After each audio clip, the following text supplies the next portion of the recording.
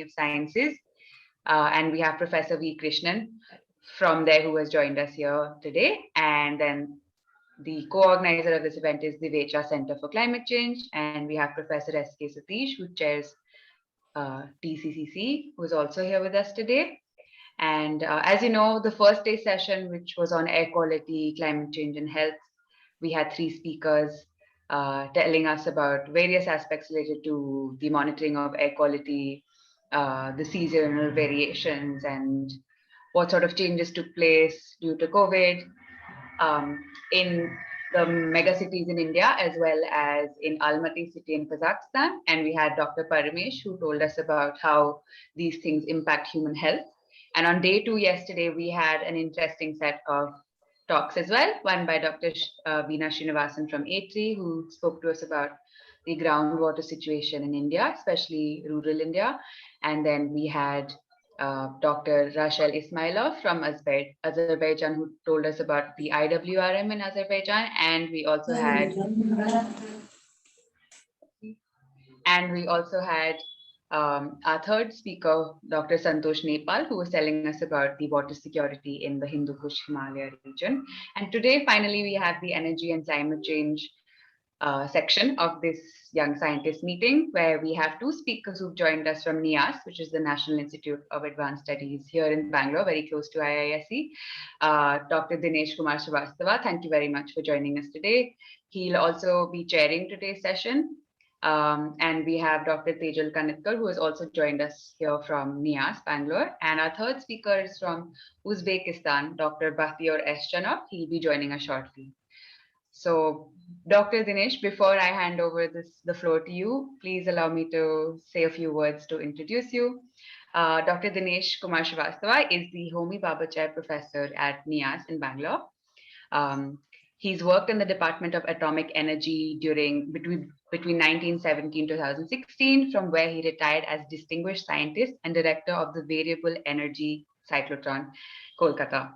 After 3 years there as DAE, Raja Ramanna Fellow, he moved to Bangalore, where he is a Fellow of the National Academy of Sciences in India, the Indian National Science Academy, and he's held various visiting positions at universities in the US, Germany, Canada, as well as South Africa. And he's author of about 170 papers on physics of gluon, and low energy nuclear physics, as well as 11 books. Thank you so much once again, Dr. Dinesh, for joining us today. Please. Thank you, Anupama, for those kind words. Let me start. Can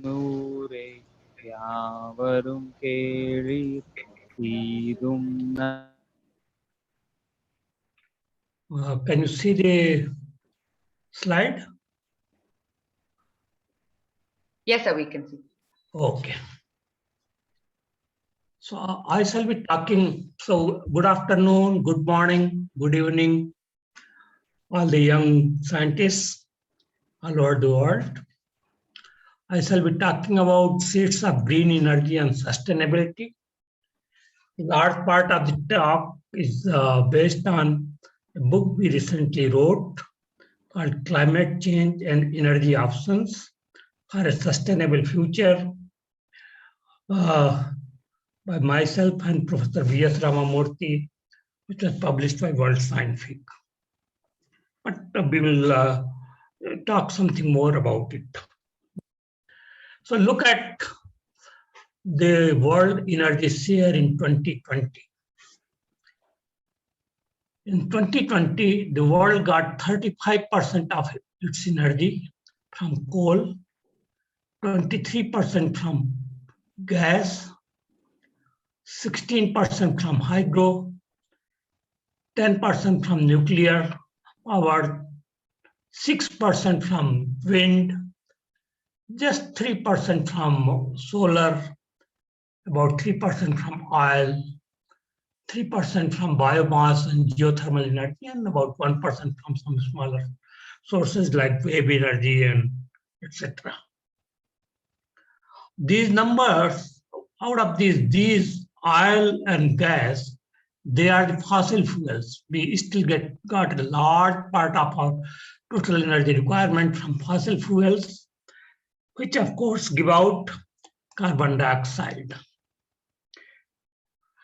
Let's just see what is the carbon dioxide equivalent in metric ton per gigawatt hour over the life cycle of the various plants. If you are using coal, pulverized coal, in a very good plant, even in a good plant, you will be producing 820 tons of carbon dioxide per gigawatt hour. If you are using gas, you will be producing about 500 gigatons, 500 metric tons of carbon dioxide per gigawatt hour.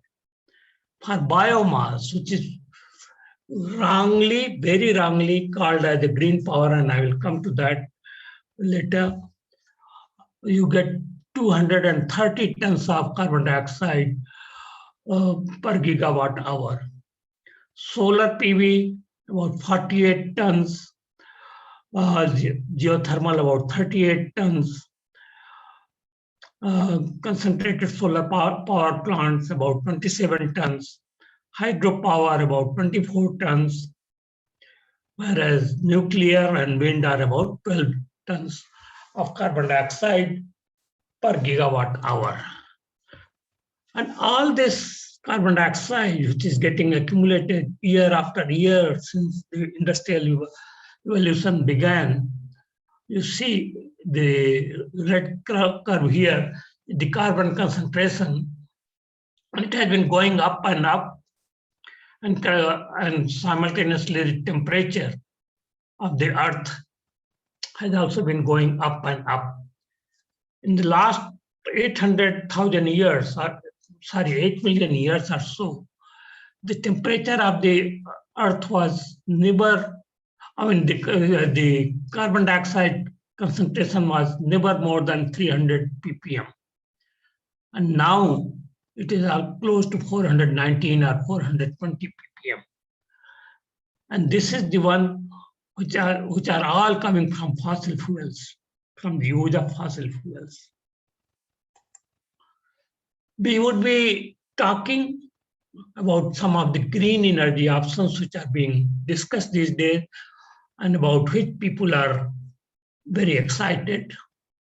So one is biomass and biofuel, hydro, solar, wind, and nuclear energy. Very briefly, biomass, as you know, is wood, animal waste, crops, trees, even garbage.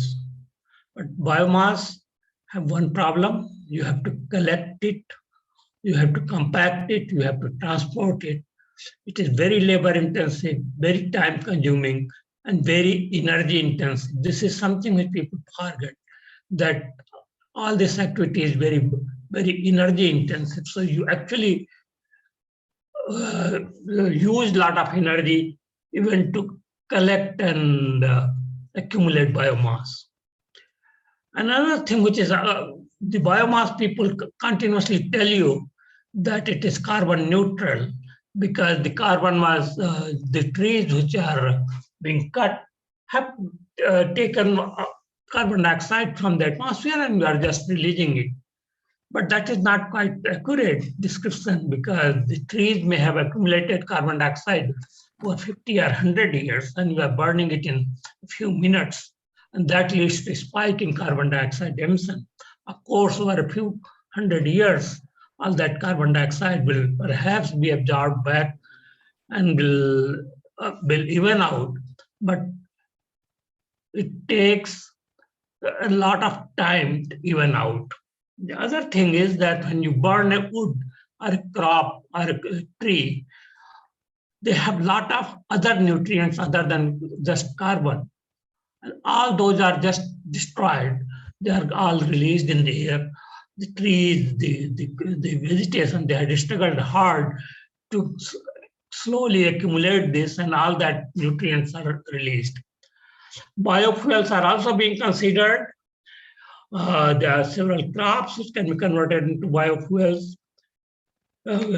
Several grains can be converted. Wood can be converted into biofuels, essentially ethanol and methanol. This is also very time energy intensive, and resource intensive. You need a lot of water, for example, to produce sugarcane. But I personally find it a little bit odd, and a large part of the world, billions of people are underfed or don't have enough to eat. To use biofuel, to use corn just to produce some fuel is not, does not seem to be right to me, at least. Hydroelectric power plants, the total installed capacity in 2020 was about 30 gigawatts. The IPCC has suggested that it should be doubled by 2050. The generation capacity was about 4,000 terawatt hour.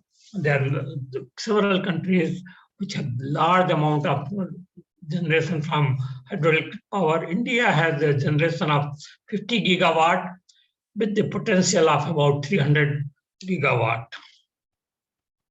However, these hydroelectric dams are sensitive to droughts, which are becoming very frequent. They are, of course, dependent upon season, so you don't have same amount of water in the dams all the time. You can have dam failures. These are also prone to earthquakes. They cause minor earthquakes. The Koyana dam keeps causing earthquakes all the time.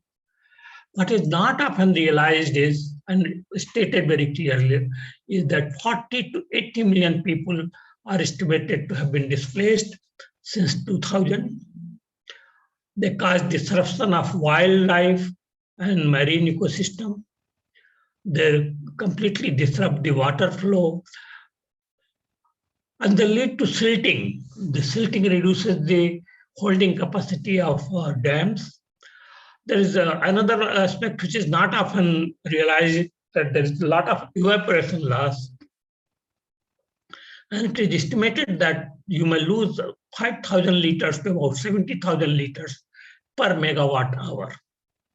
Now, as this evaporation takes place, the salts are left behind, and the remaining water becomes saline. And that you are also going to use not only to produce electricity, but also to irrigate your fields, which is not exactly a very nice thing. Then when the dams are made, there is a lot of vegetation gets submerged. And this vegetation rots over tens of years, continuously emitting methane, which is a very strong greenhouse gas. Now let us come to sunlight.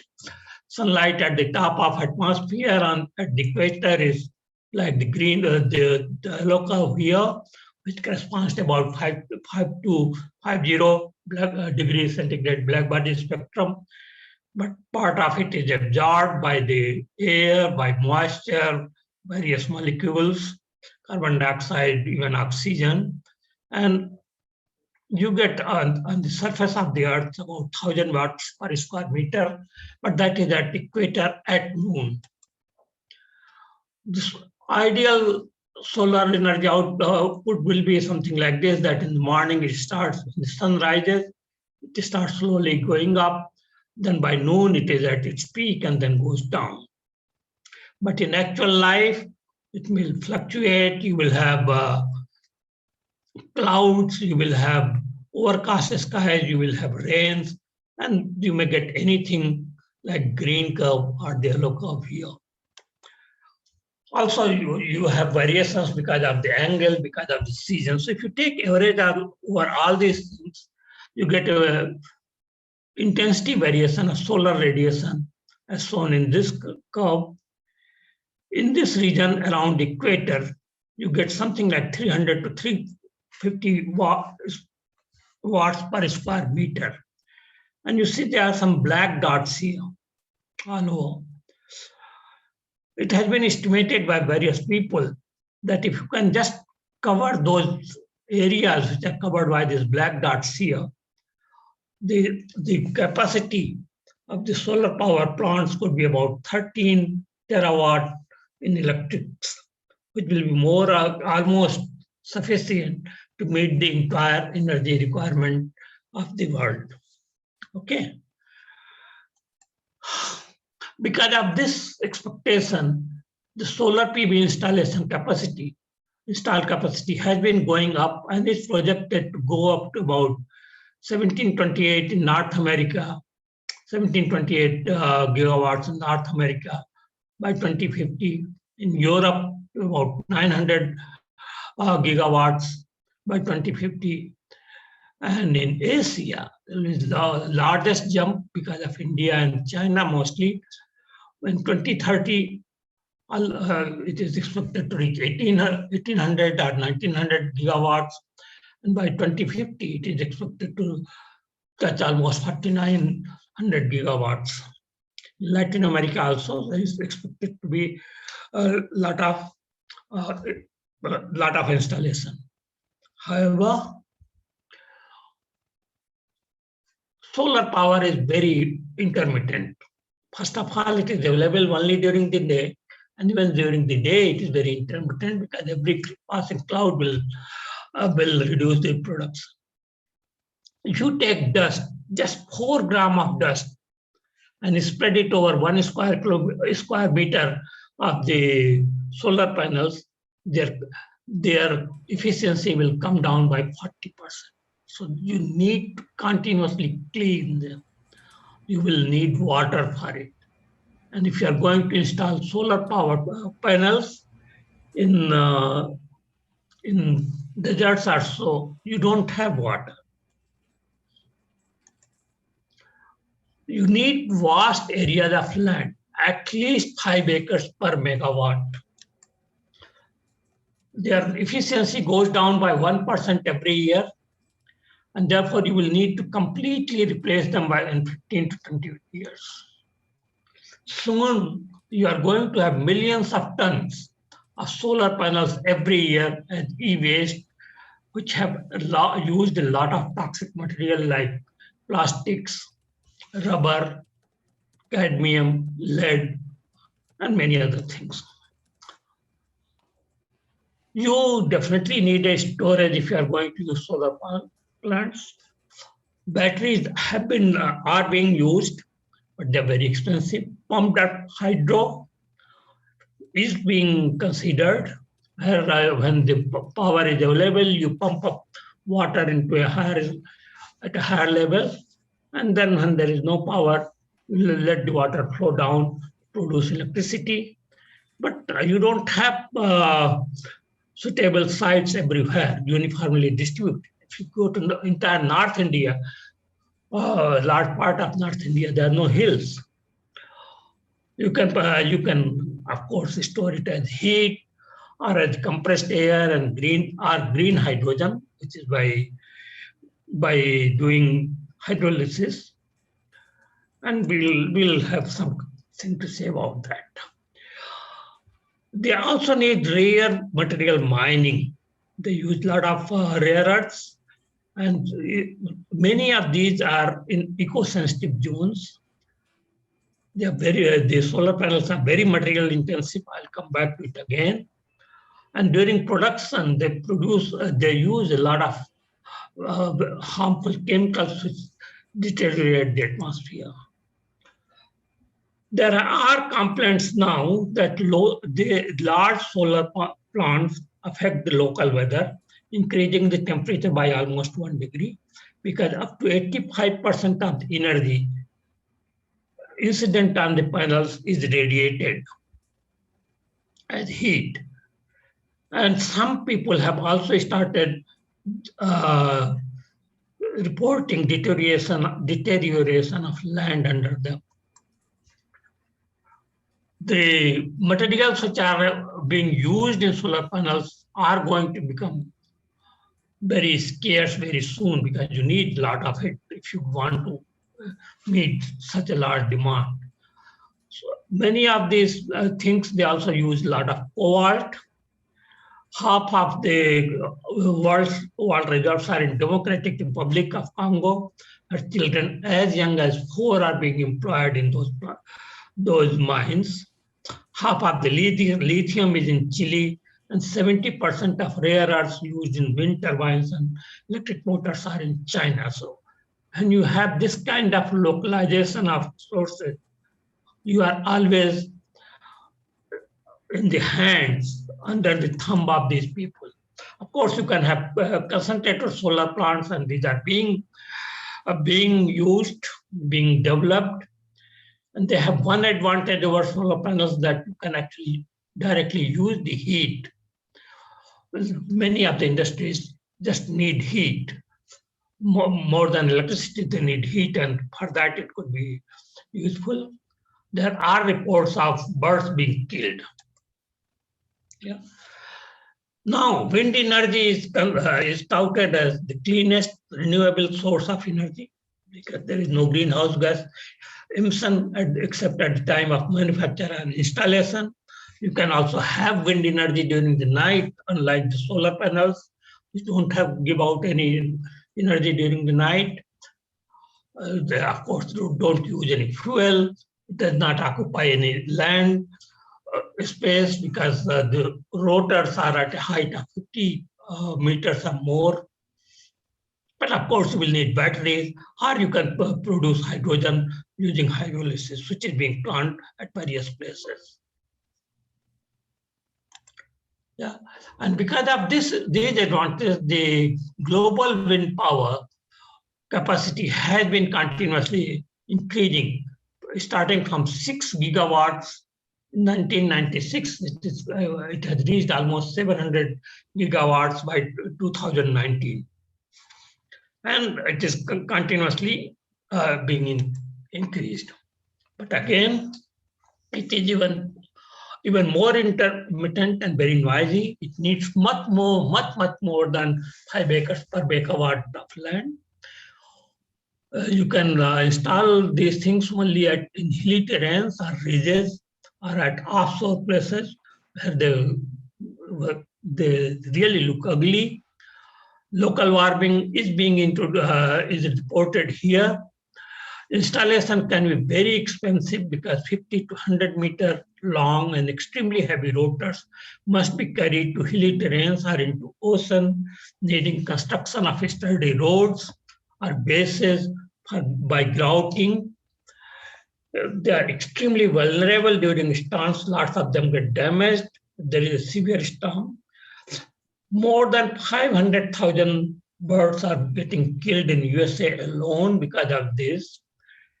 And they also produce something called shadow flicker. The shadows flicker in sunlight, which give epileptic fits to people, and animals get disturbed and they stop eating. Nuclear energy is very dense. We know that 1 pellet of nuclear fuel, just that size, is equal to 1 ton of coal or 500 cubic meter of natural gas or 450 liters of oil. Nuclear power is generated even when the sun does not shine or the wind does not blow. Come rain, come storm, come snow, nuclear energy stays on while renewables just scoot away. There are about 450 nuclear reactors across the world. Another 55 are under construction, mostly in China, India, and South Korea. And there are a number of countries get large part of their power from nuclear energy. France gets 70%. So these smaller countries like Slovakia and Ukraine, they get more than 50%. Russia gets about 20%. South Africa gets about 5%. India gets only about 3%. But let us just remember one thing. In the year 2020, the energy supplied by them was 2.5 million gigawatt hour. And they supplied 10% of the total energy used by the world. And they averted release of 2 billion metric tons of carbon dioxide during the year. You can immediately understand how much carbon dioxide has been stopped for going into the air when the nuclear energy was used. This is very important that if you look at the material used by other energy sources, solar PV uses 3,700 tons of cement, huge amount of steel, glass, and other materials. Hydro plants also use huge amount of concrete, 14,000 tons of concrete for 1 terawatt hour. Wind energy also uses huge amount of uh, materials like concrete and glass, etc. Nuclear power uses just 760 tons of concrete, just 160 tons of steel for 1 terawatt in hour energy. Okay. One other thing is capacity factor, which is very important because for nuclear energy, it is about 94%. For solar, it is just 25%. For wind, it is 34%. And hydropower, it is 40%. This is often forgotten. People do not realize this. And therefore, I have made a special effort to emphasize this point.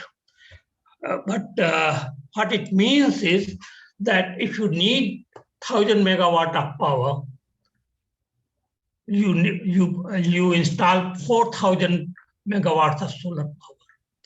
If you need 1,000 megawatt of power, you need correspondingly 3,000 megawatts of wind energy capacity, like that. So you can immediately see that the requirement gets much higher. The concept of one sun, one world, one grid has been proposed by Government of India, and there is the International Solar Alliance of 121 countries has been formed. Germany is set to join. USA wants to join.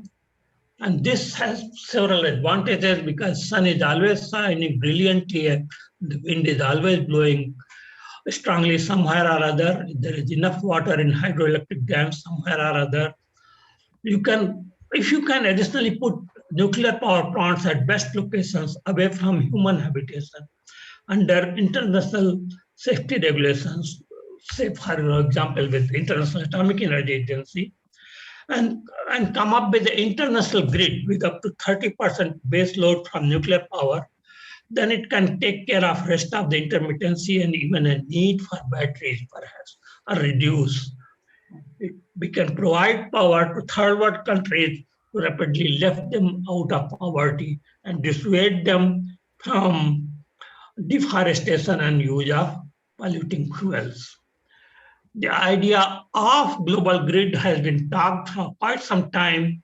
In this manner, you can have a ultra high voltage grid, or you can have a high temperature superconducting coil grid, and it can work. So I would only say, end here by telling that let us make an international grid and provide sustainable, clean, and reliable power to all. Thank you. Thank you so much, Dr. Srivastava. Yes, can you hear me?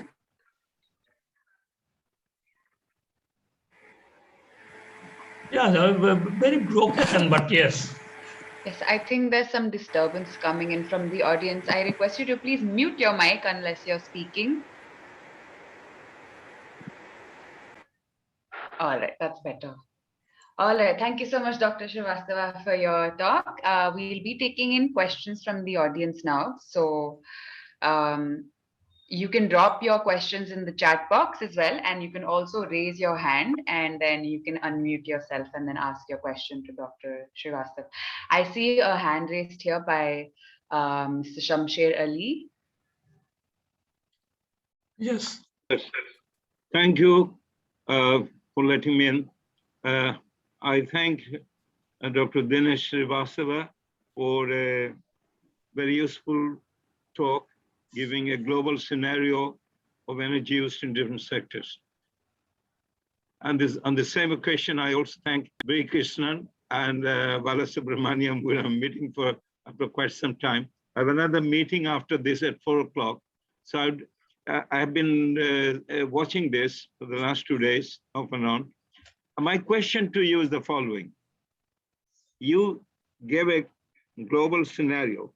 in which the hydropower occupied a place better than the nuclear one. Now, I once studied for a conference in Kyrgyzstan, this question of hydropower in some details. And I found that your ideas are very good, that it causes displacement and then other problems. We had one such in Kaptai, there was a displacement. But if you go to Nepal and Bhutan, there are places where the Prime Minister of Nepal long time said, if you ride on a horse, one of your feet is brushing against the hills, the other is hanging in the air. So narrow, there are no populations there. Now, if we can, this is the citizens' effort. If we can persuade all our governments to use the hydropower in Nepal and Bhutan, there is no reason why Nepal, Bhutan, India, and Bangladesh should remain energy hungry. I mean, this is from the environmental point of view, talk of green energy. How can this be, they made an effort in CERC, it didn't work out. How can, I'm just asking this from a citizen's point of view, why can't we use this tremendous hydropower? What is your reaction to it? Well, if it does not cause any displacement, and if it does not cause any disturbance in the flow of water, because you know that stupidly, I will be very frank, stupidly in the Uttarakhand area, large number of dams have been built. And many of them are very, very delicate, because Uttarakhand, Himalayas are a very young mountain. They are very fragile mountain. They are very prone to earthquakes. So large dams in Uttarakhand should never have been there. And they say that one of the largest dams in Chamoli, for example, can survive 8.4 or 8.5 scale earthquake. But everybody tells me that there should be a very, very massive earthquake in Himalayas. And if the Chamoli Dam breaks, there will be millions of people downstream who will be affected. So large dams, no. I will be very happy if number of small dams are built. And those can be built. Many of them actually, there are several places where they're kind of falls. You don't even need a dam. You just put the apparatus under the fall. And it has been done in a smaller manner, I understand, in Indonesia with the help of United Nations. One of my friends was working on it. That is how I came to know.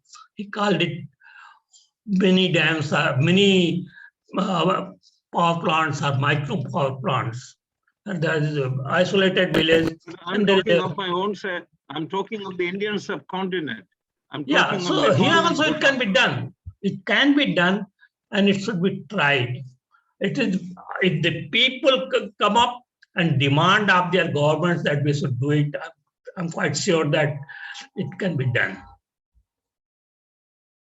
Yeah. Anybody else? Yes, thank you, Dr. Shamsher. I don't see any other questions from the audience, sir, but I wanted to ask you something.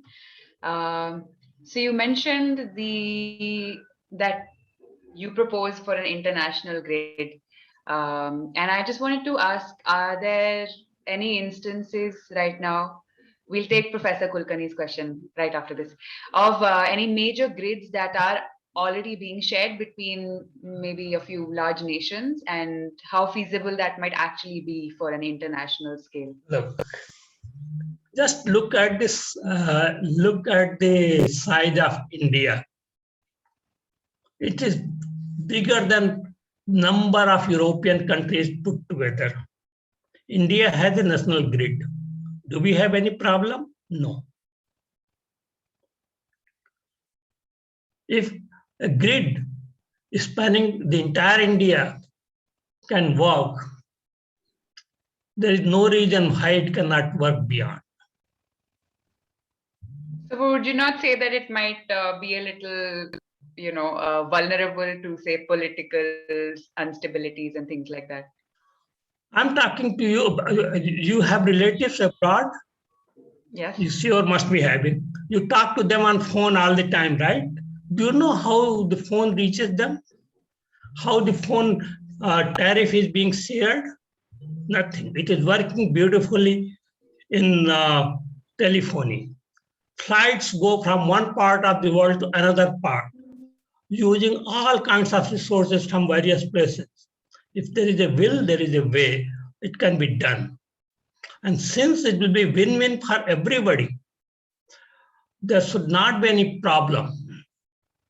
If we can convince people that, look, by doing this, where there is more hydroelectric power, as Professor Samsarili was telling, or where there is more solar power, you get from there. And you can share your resources, you can share your all the good things.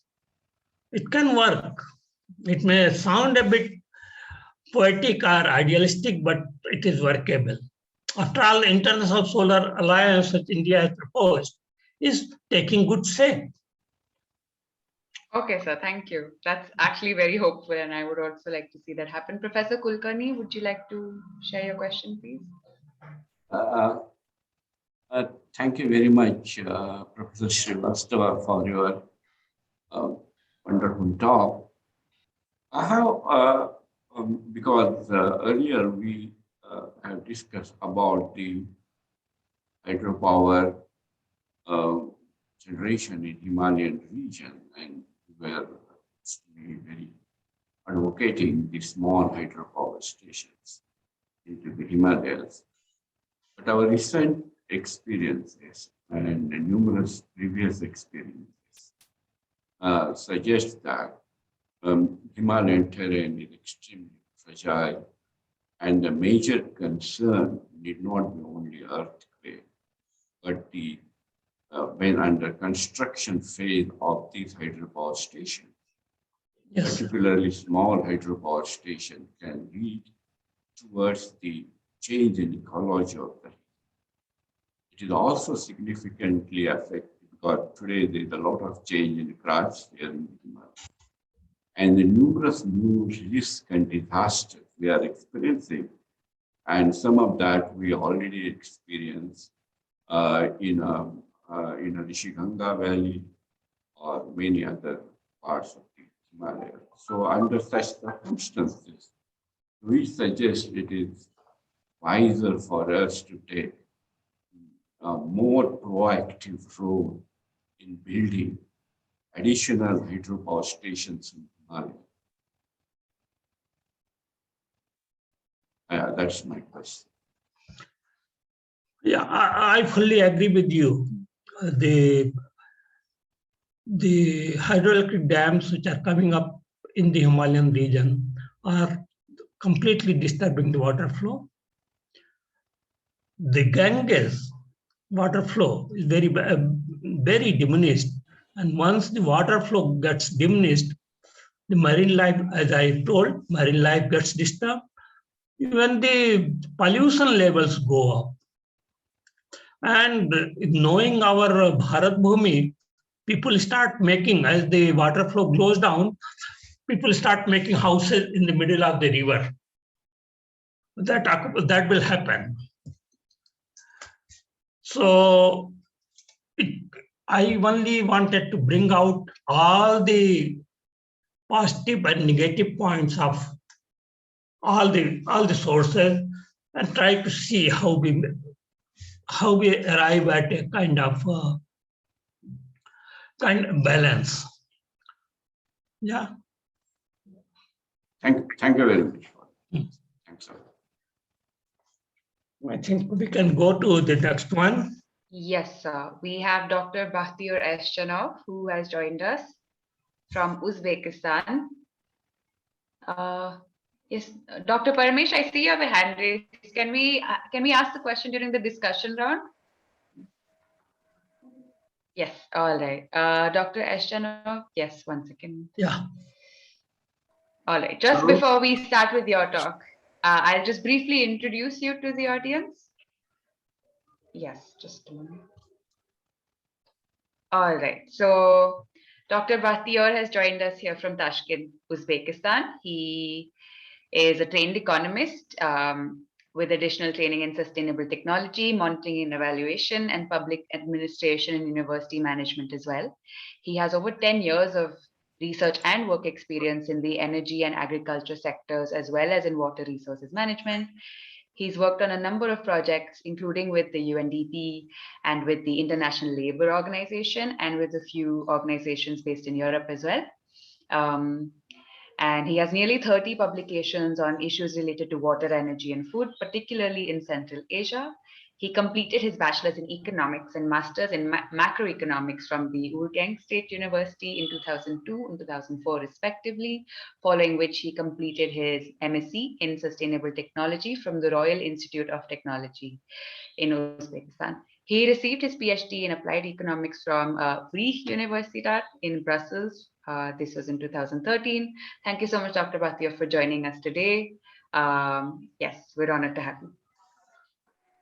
Hello, good afternoon for me, good morning, good afternoon, good evening for the participants. It's my pleasure, and thank you very much for the organizers, for you to having me here. And I hope I'm being heard normally, right?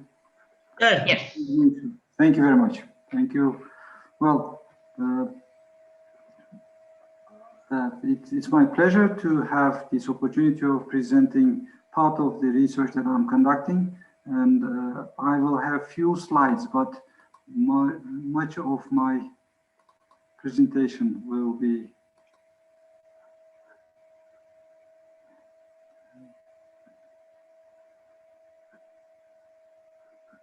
right.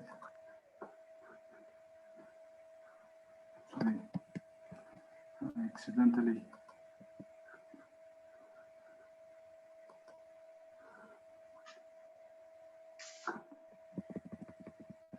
I'll be talking about the bridging the water, energy, food nexus in Central Asia, with particular emphasis on education and sustainable development education. You all know, you're familiar with this part of the world. We have textbook example of how irrational use of natural resources may lead to what kind of consequences in the example of the RLC. Because of the Soviet centralized planning, this planned decision making of the mid-50s of the previous century, we were able to dry up the second biggest lake in the world, the RLC, and we have one of the largest environmental catastrophes of the globe because of this newly emerging desert called Aral Desert, where the region has accumulated vast chemical fertilizer and pesticide use, and this is affecting the air quality as well as the water quality, soil quality, and affecting the human life and livelihood activities of all who are involved in the region. That mainly includes part of Kazakhstan, mainly western south of Kazakhstan, larger half of Uzbekistan, part of Turkmenistan, and the global impact might be even larger. Region has quite strong historical ties with each other. The countries have been cooperating and so conducting livelihood activities for centuries by benefiting from the two large rivers, the Sirdarya River on the north and the Amudarya River on the south.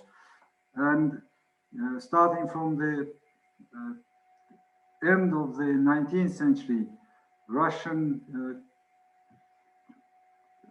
empire, by colonizing the area, has started converting the area into cotton plantation with an overarching aim of achieving textile self-subsistency in the former Soviet Union, consisting of 15 countries.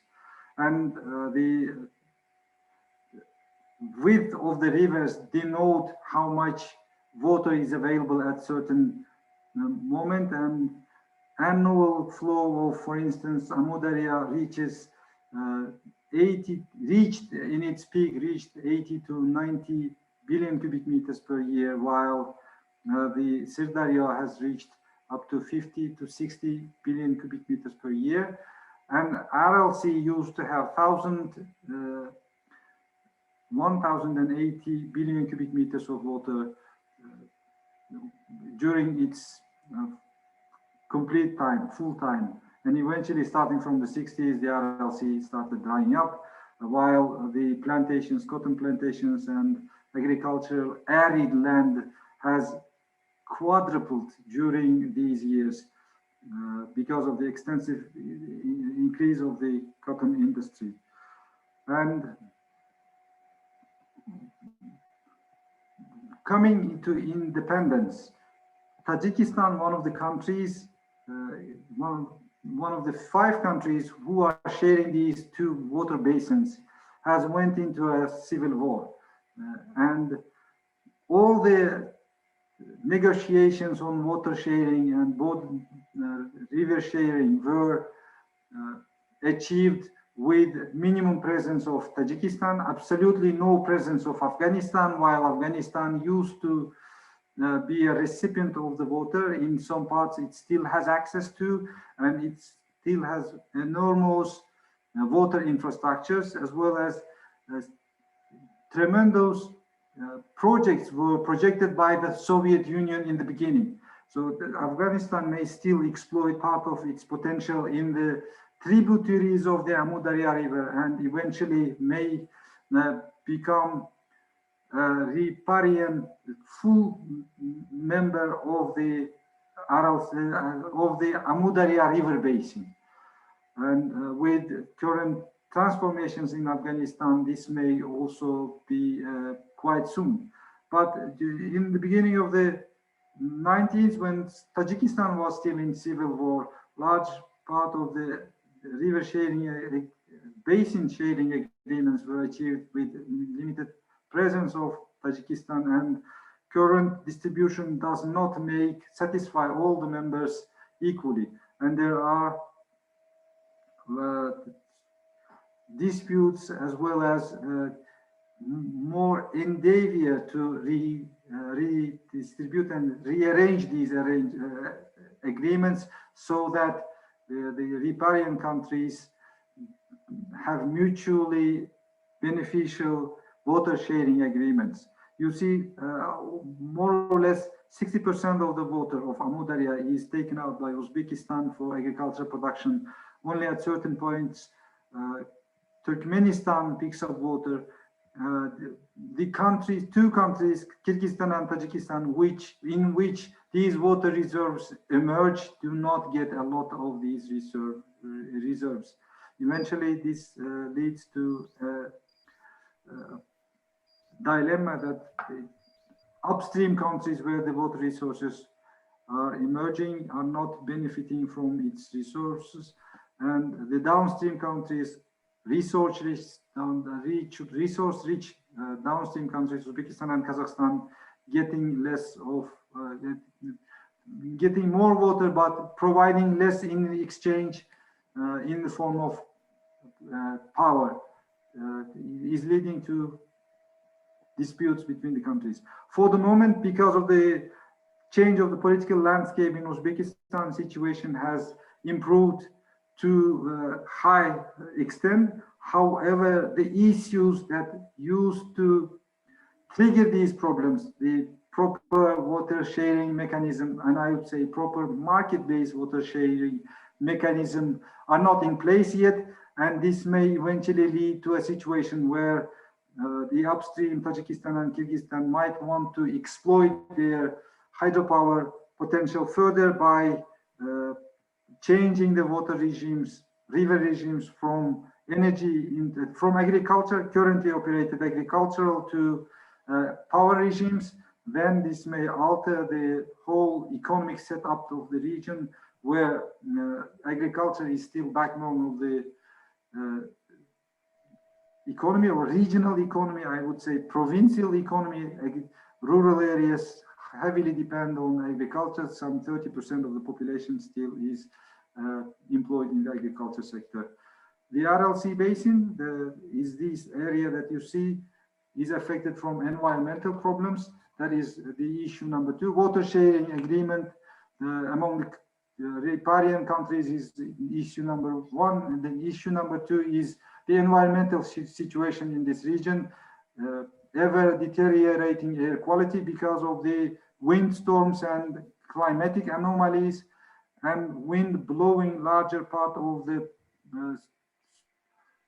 dust on the surface of the former RLC bed into these part of Turkmenistan, larger part of Uzbekistan, and part of Kazakhstan, by contaminating the water, by contaminating the soil, and eventually things getting mixed up in the nutrition. I saw larger part of the discussion was about hydropower. Therefore, I'd like to emphasize a bit more on hydropower in the region. This region is endowed with enormous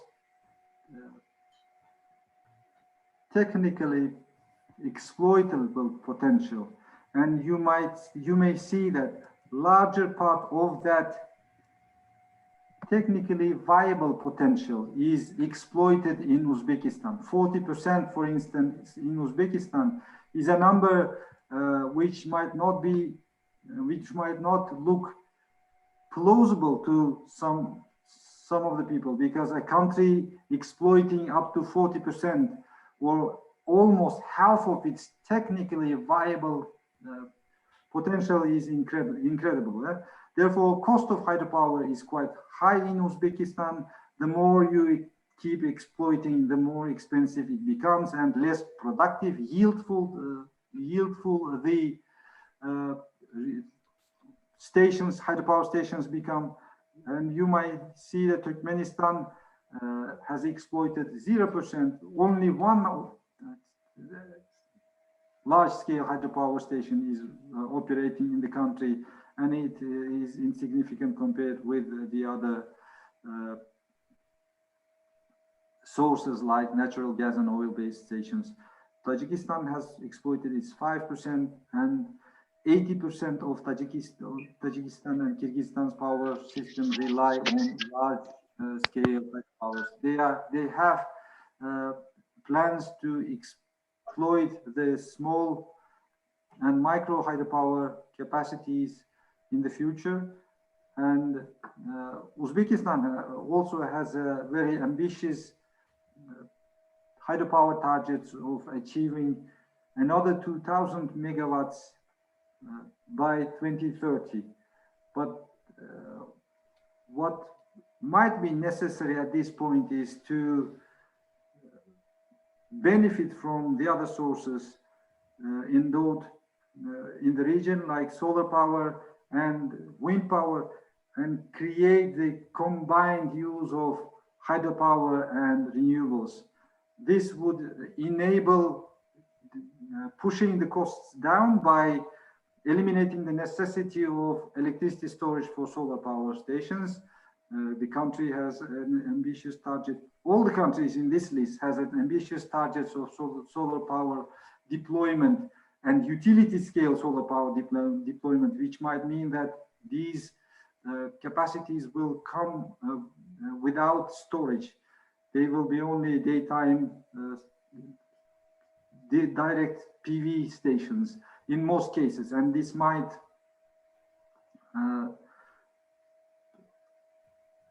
put more burden on the power generation sector by necessitating larger peak demand capacities, and therefore constructing hybrid systems between small to medium scale hydropower.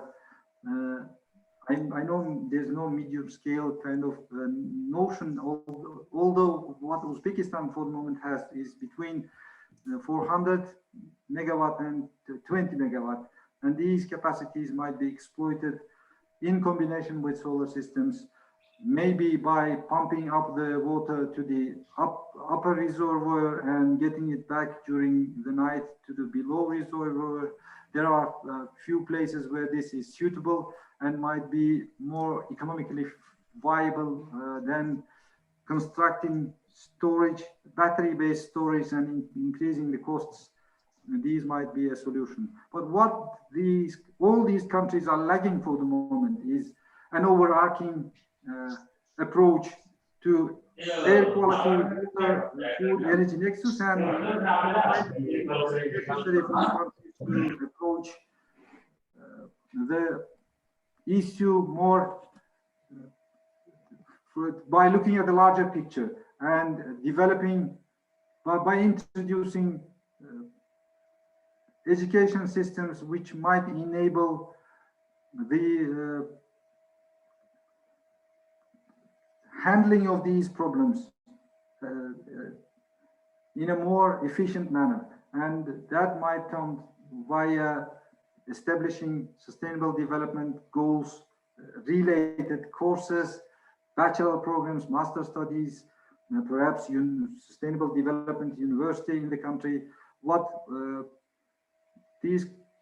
all these 5 countries are currently doing they are very much, the education systems of these countries are very much concentrated on preparing finance, banking, economics area students, graduates, and less engineering and hard skill embedded professionals. And this might make the economies more reliant on migrant workers, high-skilled migrant workers, and might not be the most sustainable approach to follow. Therefore, I would conclude with desperate need for human capacity in sustainable development goals, research capacity which looks at the greater, larger picture together and in an integrated way and comes up with overarching solutions which address these issues in a more efficient and professional way.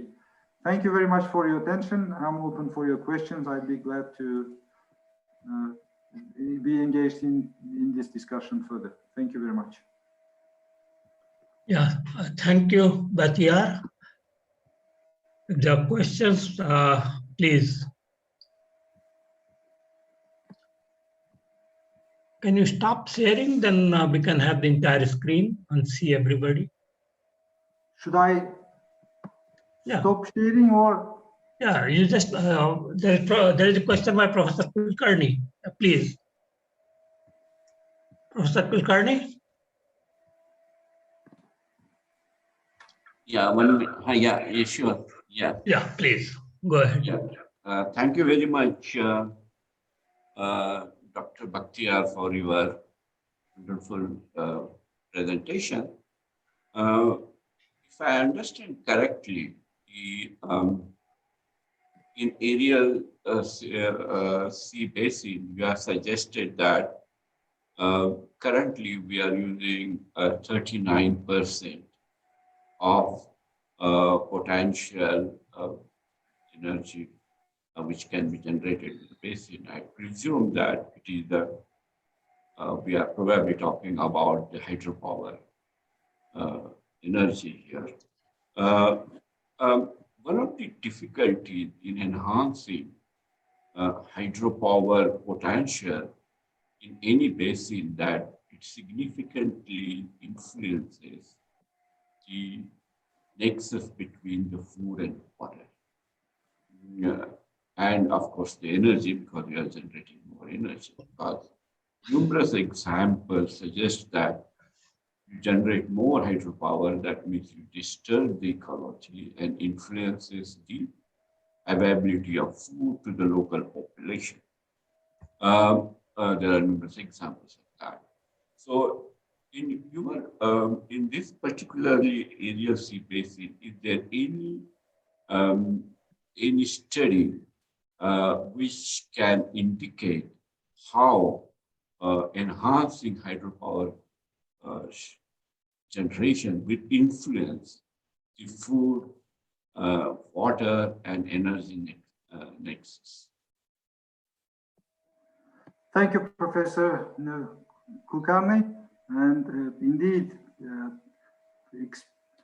reaching 40% of exploitation of the technically viable potential came due to the vast irrigation infrastructure of the Soviet, which was built during the Soviet Union. They have constructed the canals, they have constructed the gates, control gates, and the small reservoirs, not necessarily small, sometimes up to 1 billion cubic meters, and there are a couple of over 1 billion cubic meters. There are two reservoirs, with one with 7 billion cubic meter and second one with 2 billion cubic meter capacity, which can enable full-time exploitation of the hydropower stations. However, indeed, operating these existing hydropower stations under the energy regime, under the power regime, would alter the agricultural regime, or it would alter the agricultural productivity of the farmers. It might not be possible to get the same yield if we completely switch into power generation and neglect the needs of the farmers. That's why food security component should always be beaten in mind when making the energy related decisions. It will not be possible to operate all of the existing facilities under energy regime, but there will be need for some of the hydropower stations to switch to energy regime and provide more power in the winter to the close by population, close by communities. It's a challenge, and this also has to be addressed. But the solutions like hydro balancing solutions might not very much alter the irrigational regime of the rivers. You release the water from the upper reservoir and capture it in the below reservoir. During the day, when you have abundant sun, you install extra capacity so that the solar panels provide power to the pump back. From a distance, yeah. All right, this I hope answers the questions. Although Yes, I experienced a bit of interruption and I couldn't hear all of the question in the beginning part of it. I missed. I'm utterly sorry for. I think you have answered most of it. Yeah. Thank you. Thank you very much for answering. Yeah. Any other question?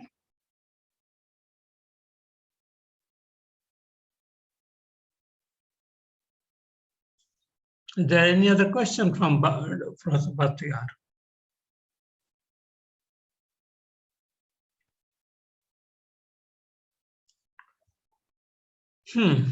There does not seem to be any other question. And you have anyway pointed out very clearly the need to be very sensitive to food production first, and then without jeopardizing food production, whatever can be done should be done. That's a very valid point. Thank you very much. Please be there because we shall also have a discussion at the end. Okay? Thank you. Thank you. Thank you very much for. Yeah, Dr. Kanitka. Excuse me, sir. I'd just like to make one small announcement before we ask Dr. Tejal Kanitka to speak. This is regarding the feedback from all participants from the past 2 days as well as today's session. I have just shared a link in the chat box. If I could request all participants to please open the form and enter whatever feedback you have for this session. I'll remind again at the end of the session. And then once your email IDs and all are entered, we will be sharing a certificate of participation with everybody. Thank you so much, sir. Thank you. Yeah, Tejal, you can start. Oh, but you have to introduce her. Anupma? Yes, sir. Thank you for reminding me. You don't introduce my most brilliant colleague. Come on. Yes, sir. Sorry. Yes, Dr. Tejal Kankar. We've had you before in the Vecha Center programs. I'll just very quickly introduce Dr. Tejal.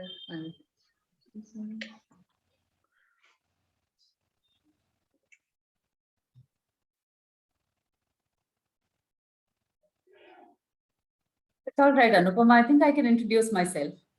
No, let her do it. No, She I'm does a sorry. good I'm job. just having a little bit of disturbance with my laptop. So, yes. Dr. Tejal Kankar, thank you so much for joining us today. Dr. Tejal is the Associate Professor at NIAS, the School of Natural Sciences and Engineering here in Bangalore as well. She is a mechanical engineering by training and has worked on various aspects of energy planning and climate change mitigation for over 15 years. Her work involves the integration and perspectives from the natural sciences, engineering, as well as social sciences to understand the interconnected aspects of energy production, environmental constraints, and economic and social development, with the perspective that prioritizes equity in the era of acute environmental crises such as climate change. Thank you so much once again, Dr. Tejal, for joining us.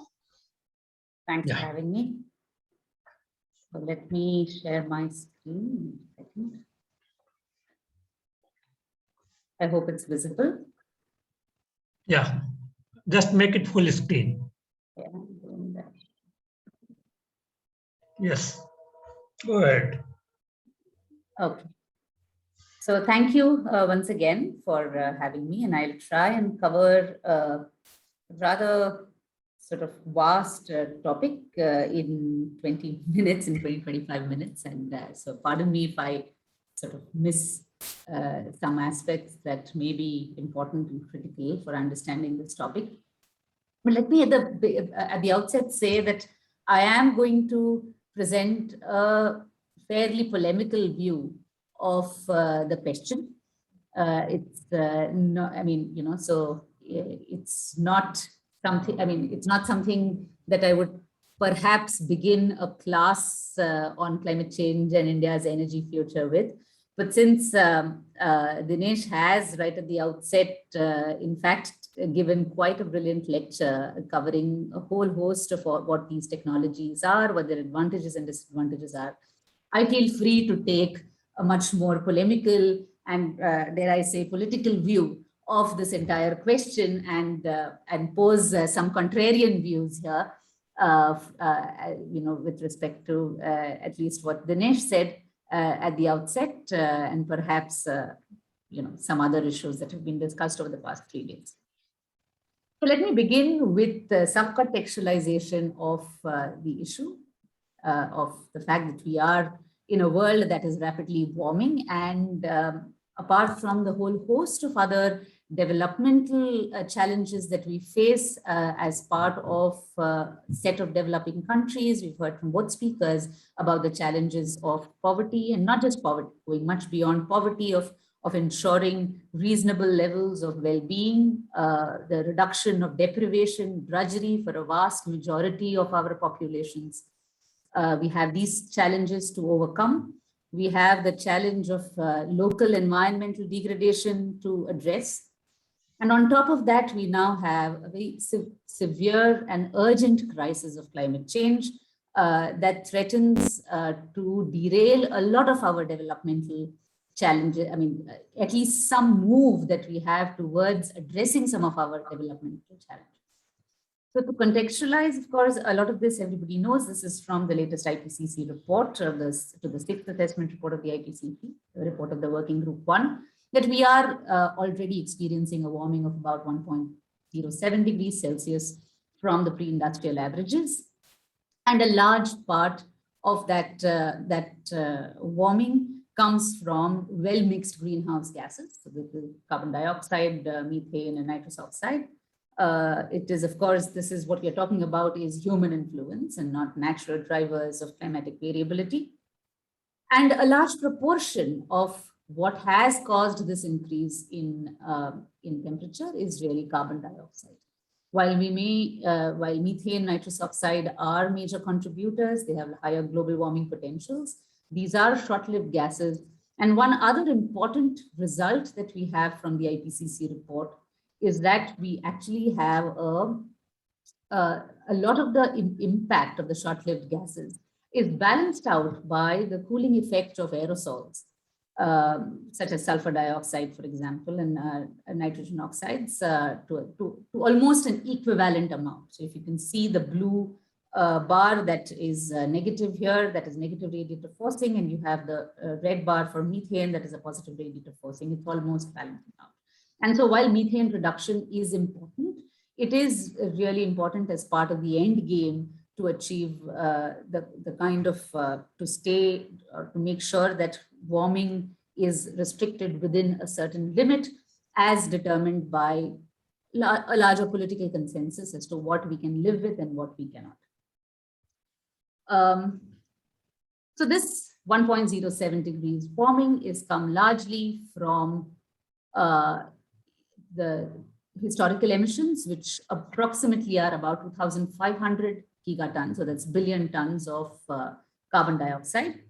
Okay, so if we take what is been emitted in the past and what is available for the future, that gives us the total carbon budget. And what we have in effect for a good chance, an 83% probability of limiting temperature rise to below 1.5 degrees Celsius, we see that we have exhausted, the world as a whole has exhausted 89% of this total carbon budget. What is remaining is only 11% for a good chance of 1.5 degrees Celsius. So this number changes as we go to higher temperatures, higher probabilities. So if we are willing to live with a lesser chance of limiting temperature rise to below 1.5, we have 17% of the carbon budget left. But, and so on and so forth. And we have similar numbers for 2 degrees Celsius as well, where the budget limit is slightly, it's less tight. It's less, we have a little more left for the future, but which means that we will be dealing with temperature rise of 2 degrees Celsius or greater than 1.5 degrees Celsius, even if it is below 2 degrees Celsius. And so this is a result of historical cumulative emissions. This has been a result that has been clear in the IPCC reports since the 5th assessment report, that it is not the trajectories of emissions, the annual flows of emissions, or when it is that countries peak and reduce, but it is the total cumulative emissions that determines whether or not we can stay within a particular temperature rise. There is a direct linear almost correlation between cumulative emissions and maximum temperature increase. So in this context, what we see today, and we are about 3 days away from the beginning of COP, the 26th Conference of Parties in Glasgow. A lot of you must be aware of this. And what we are seeing as we go towards this is an increasing clamor for ambition, climate ambition from everyone. Everybody needs to enhance their pledges, enhance their mitigation pledges. And what these pledges are and how, in some sense, the entire architecture of the pledges, whether or not it is compatible with meeting this kind of a global goal, is a separate discussion altogether.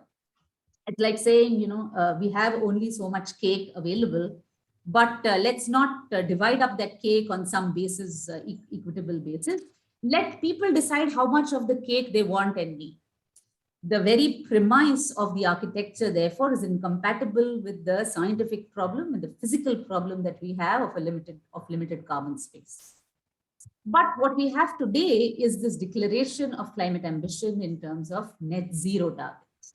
So that means that anthropogenic carbon dioxide emissions, whatever is emitted, will be an equivalent amount will be removed from the atmosphere, such that you have a balance. And you have the result is net zero. You won't be adding any more to the CO2 concentrations in the atmosphere.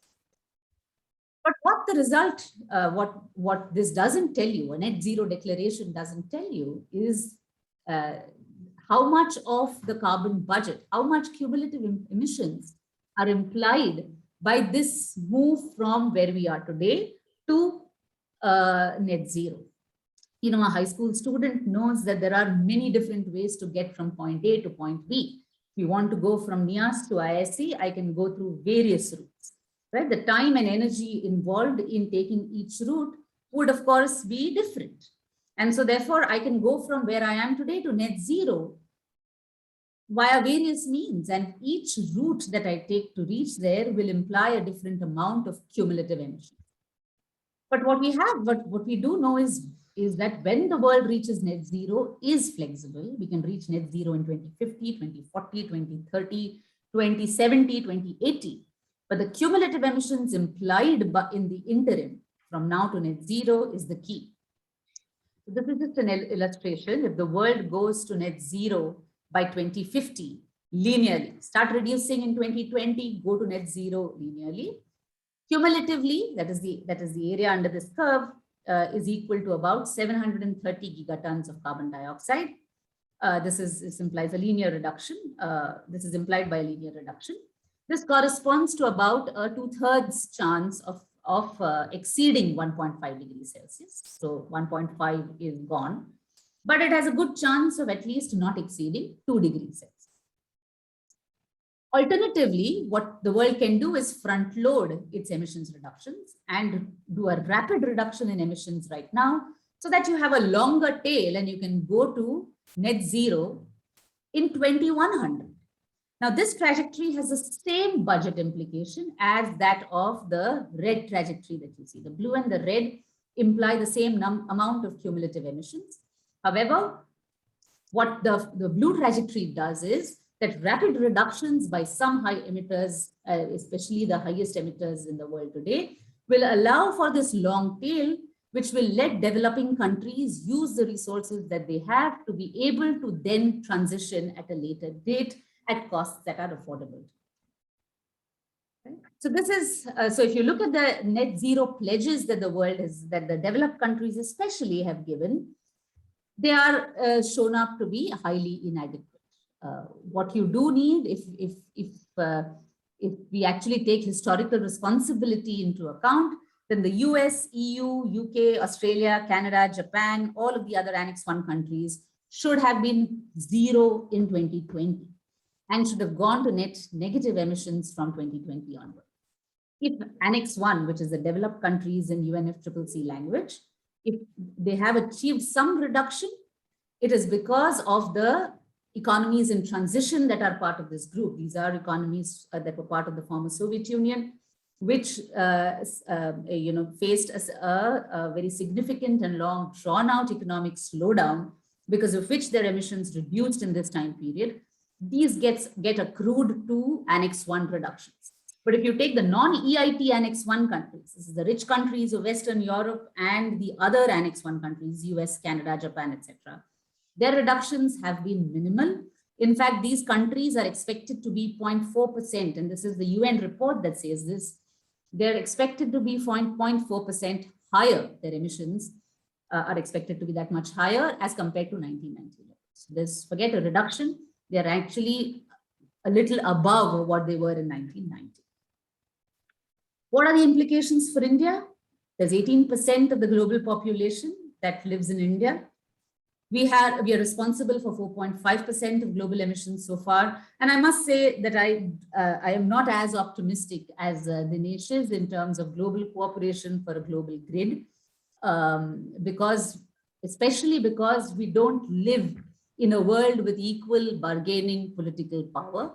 We have a highly unequal world, and we are continuously, the history of climate change negotiations since Rio in 1992, since then till today, is a history of arm twisting and delayed action by the developed world and continual shifting of the burden for climate change mitigation on the backs of some of the poorest countries and populations of the global south.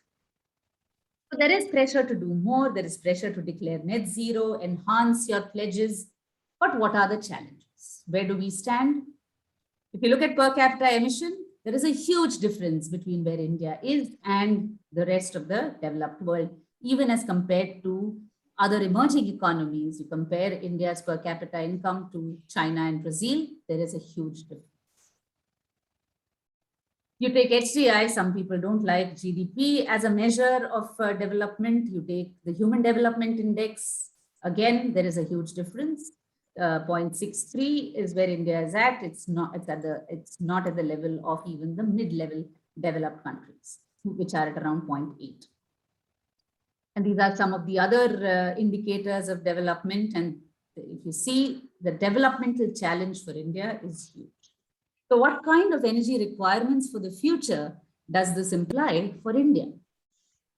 If we do a simple classification of countries between, and this is often an argument that, India has rich people and the global north has poor people. And so there are intra-country inequalities as well. Why should inter-country comparisons be important?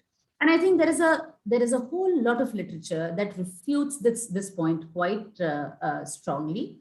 There is very clear evidence that inter-country differences and disparities and inequalities overwhelm what you have in terms of intra-country inequalities in across the region. There is a statistical this thing. Just give me 1 second. And this is some evidence for it. I mean, this is clustering classification based on a whole lot of indicators. This is not just income. I've just shown income and HDI here, but we've looked at inequalities, we've looked at gender inequalities, burden of disease, and a whole host of things. And so you have, we've classified countries into high, medium, and low development. And you see India is here. And the last column is energy use in terms of gigajoule.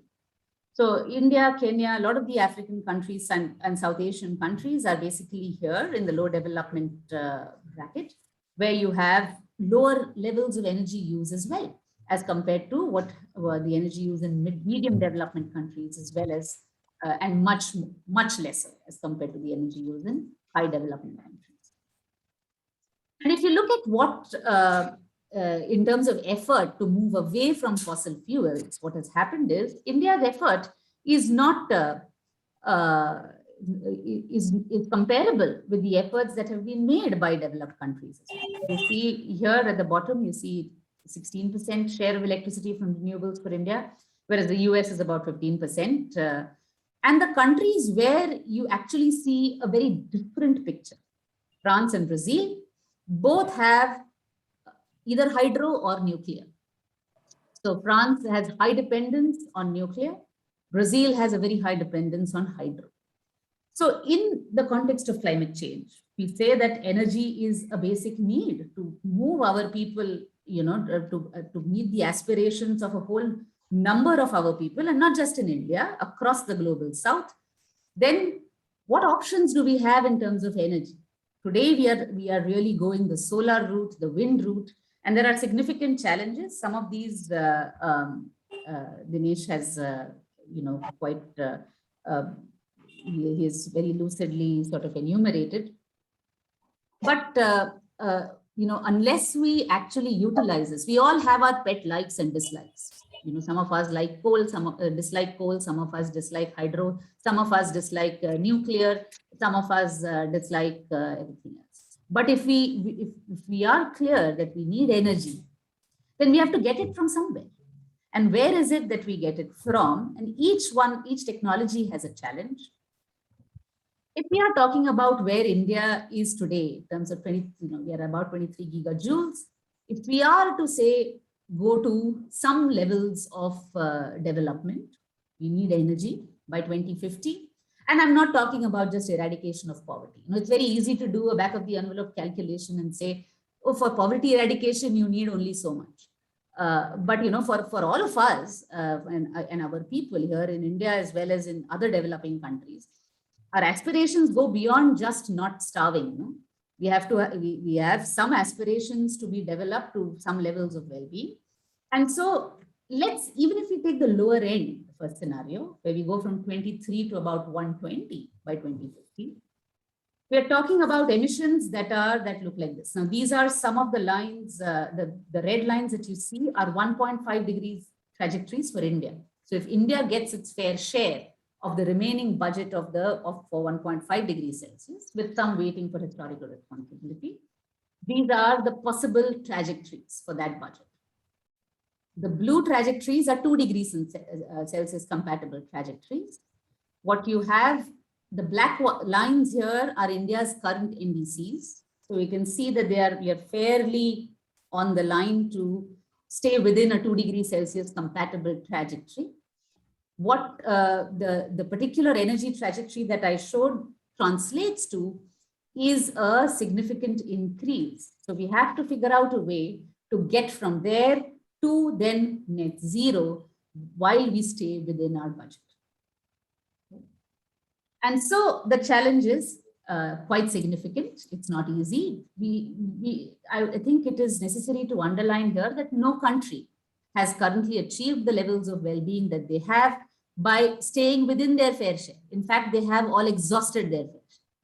It is clear that most developing countries are not even going to get to use all of their fossil fuel resources that they have within their countries.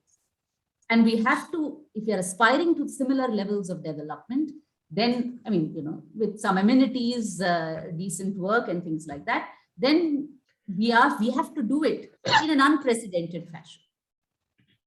And we have ambitious targets for renewable energy currently, but these do come at a cost. So for example, renewable energy, so coal is already taxed in India. We have an explicit tax on coal called the coal cess.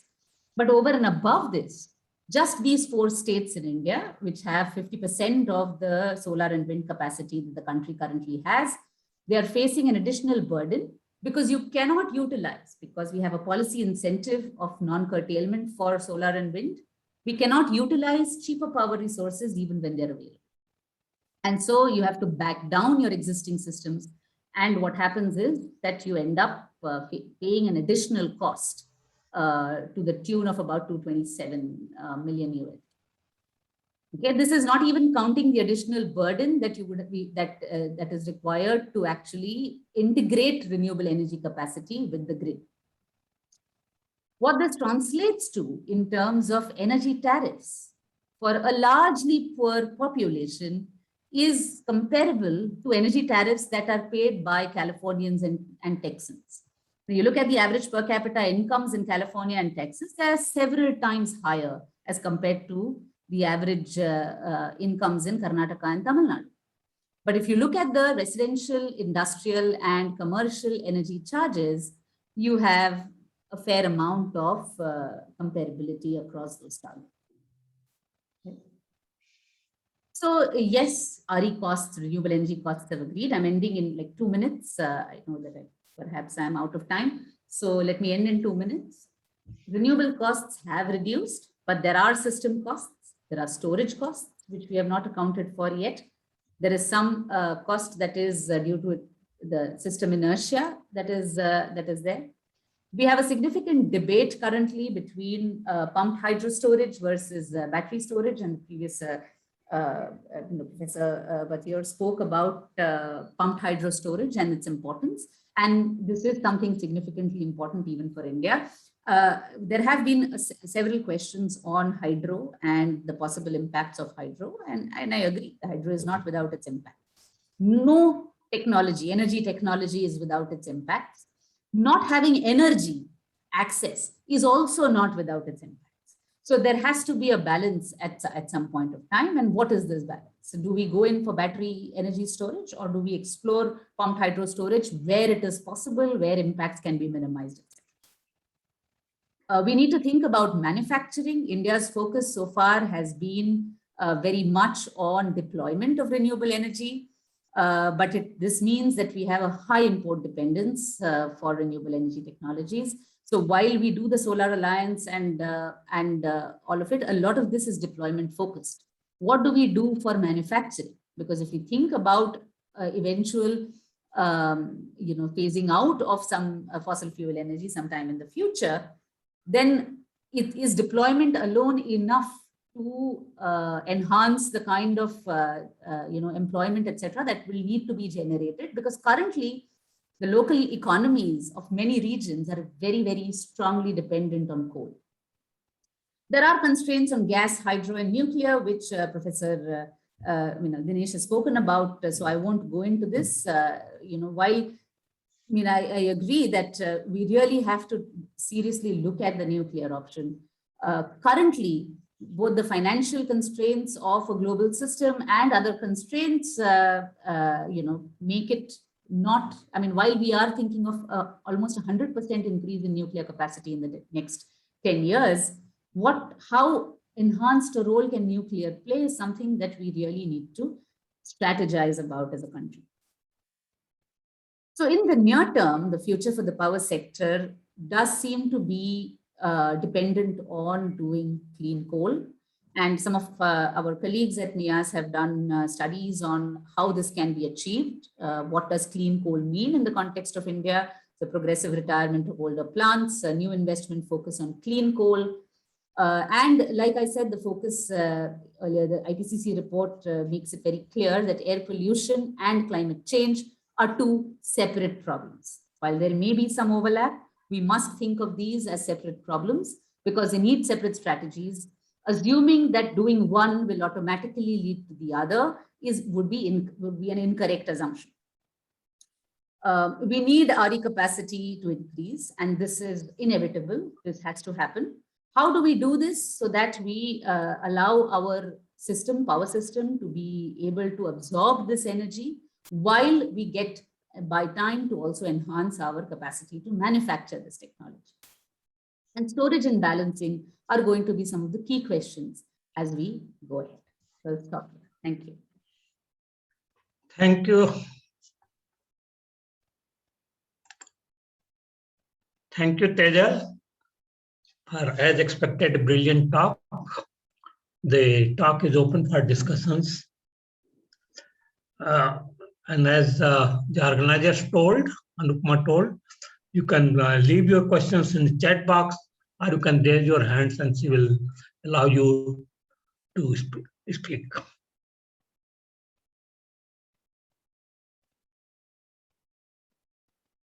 Yeah, do you find anybody? So we can give a minute for questions to come. We've also been given a presentation shared by a fellow of TWAS earlier, which Professor Krishnan had shared with me.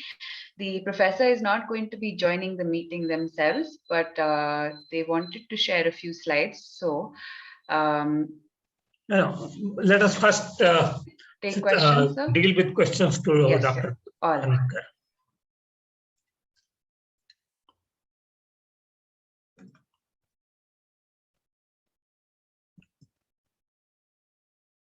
There are no questions. We should assume that there is complete agreement with what I said. Professor Kulkarni has raised his hand. Professor Kulkarni, you can ask your question. I don't know. Rupma, can you unmute him? Yeah, I have unmuted myself. Oh, please go ahead. Yeah. Thank you very much, Dr. Kanitkar, for your wonderful talk. It was really a very interesting lecture. I just want to understand, is there really path within this century for India to achieve a net zero balance? Because India has not yet declared when it will achieve that. So is it really a path for us to arrive that level? Well, I would submit that I think it would be very, very bold of us to even think about a net zero target anytime in the first half of the century. So if we are to think of one, we should perhaps think of it even China has declared 2060. You take a look at the developed countries who have had an unabated use of coal for so many years, fossil fuels for so many years, they've declared targets for 2050. So the later half of the century, but is possible. For the safety of everybody on the planet, I think collectively, we really need some strategies to be able to do this in this century. Otherwise, of course, we have much bigger problems. We're going to have much bigger problems than we have on our hands. But one of the things I also think is that we have, India, by dint of having high absolute emissions, while per capita emissions are low, we have a high absolute annual flows of emissions. After China, US, EU together, it is India. So what this means is that we've been seen as a country that has to contribute to mitigation. On the other hand, we have one of the highest, most vulnerable populations in the world to climate change. And so I think one of our focus areas should be adaptation. And for adaptation, our first defense really is development. We need people to have resilience to climatic impacts, to variability. We have a large section of our population that depends on primary forms of production, agriculture, fisheries, forestry, and a large number of these are small, marginal farmers, producers. They are going to be severely vulnerable. We've seen this in the last few years itself, the level of vulnerability. We have many, many people in precarious and formal jobs. How is it that we are going to protect these populations as we go ahead is something that we really need to focus on. While on the other hand, we should not miss the bus on technology, but our focus should be really research, development, and manufacturing. While a lot of, in the last 30 years, we've moved away from that kind of an understanding and focused really on deployment. If you look at pre-1990, our focus really was on developing our scientific capabilities to be able to be at the frontier of changes and impacts. We don't see that happening now. That is where we really need to focus on alongside adaptation is what I think. I mean, and we should leave the deployment to the others, let them reduce the costs, and then we do it. Okay. Thanks a lot. Very nice. Any other question?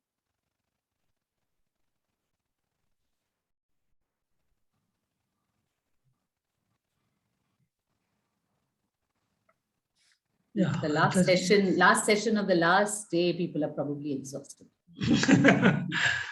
No, not necessarily. I mean, this is a very specialized topic. Yeah. Okay. Let us have go over to the. So thank you, Tejal, for a beautiful talk and very clear presentation. And the emphasis on empathy is something which I love, and that's very nice of you to think of our people so that they are all well taken care of. Okay, now we will go to the next thing, and this is the open discussion. And please ask all your questions. I think Professor Parmes had a question, most probably for me. Yes, sir, Professor Dinesh. I want to ask we are using only 3% of the atomic energy. What would be in future? Why we are not looking into it? I think Dr. Tejal answered that question in a slide. That question is interesting. Yeah. And it's very important. You know that from 1974 onwards, yes, sir. India was not getting any technological help. It was living in a technological denial regime. Yes, sir. So much so that even though the small number of reactors were available, they were not getting nuclear fuel, and therefore they were not able to run at full capacity. Till very recently, the uranium available in India was a very low grade. Yes, sir. And not enough. Jadugoda mines. Now, of course, there are some mines in Telangana, but they will take some time to start producing at the level of Kazakhstan or Canada or Australia. We are just, it is just the nature has not given us uranium. Yes, sir. Now that uranium is available, we can increase the with the civil nuclear deal. Now that uranium is available, we can increase the production. And sure enough, 11 nuclear reactors are almost ready, and 11 more will come. And we can, the newer reactor designs, if those are found to be absolutely safe, will also add to it. So India's nuclear share being only 3%, with the minister, with the prime minister, after some period in 77, openly declared that the entire nuclear energy program should be shut down because it was made a bomb or whatever. Yes, sir. And it has had very hostile governments in between. Let us face it. I mean, now I'm retired, I can openly speak. Sometime earlier, I would not have made these comments. Yes, but sir. we need nuclear energy in India. It received a lot of lip service. Yes, sir. It had those things have to be supported with actual finances. That was not forthcoming. And then there was the technology denial and even material denial. Yes, sir. Yeah.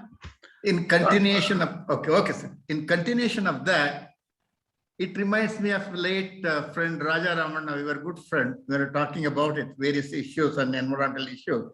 He used to say we should go for thorium, not to depend on uranium for other countries. Where do we stand in that context, sir? I'm not. There are two things. I can only tell what I have read because I don't work in that field. Yes, sir. There are several issues. One is that for thorium, one of the pathways was fast breeder reactor, which other than India and China, nobody else is pursuing now. France had a fast breeder reactor, they dismantled it. Russia had, they dismantled it.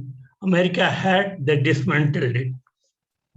And the reason for that is they are all afraid of proliferation of plutonium. Okay. But now the new designs of reactors, which are called molten salt reactors, you can use thorium directly and completely bypass the plutonium route. I mean, completely bypass this fast breeder route. And those, I think recently China commissioned a very small experimental molten salt reactor. There was a molten salt reactor operating at Oak Ridge National Lab. It operated till about, I think, 79, 75, 76 or so.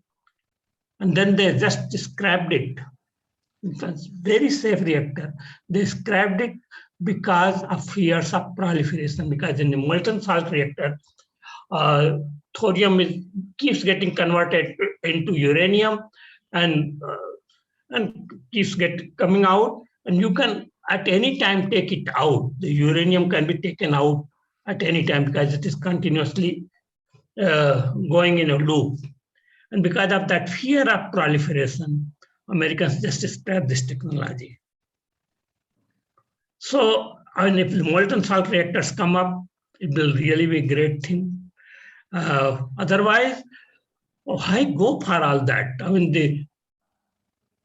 the heavy water, pressurized heavy water reactors, which don't even require any enrichment of uranium, are good enough, and they are working, and you don't even need to refuel them, don't need to take any shutdown for years.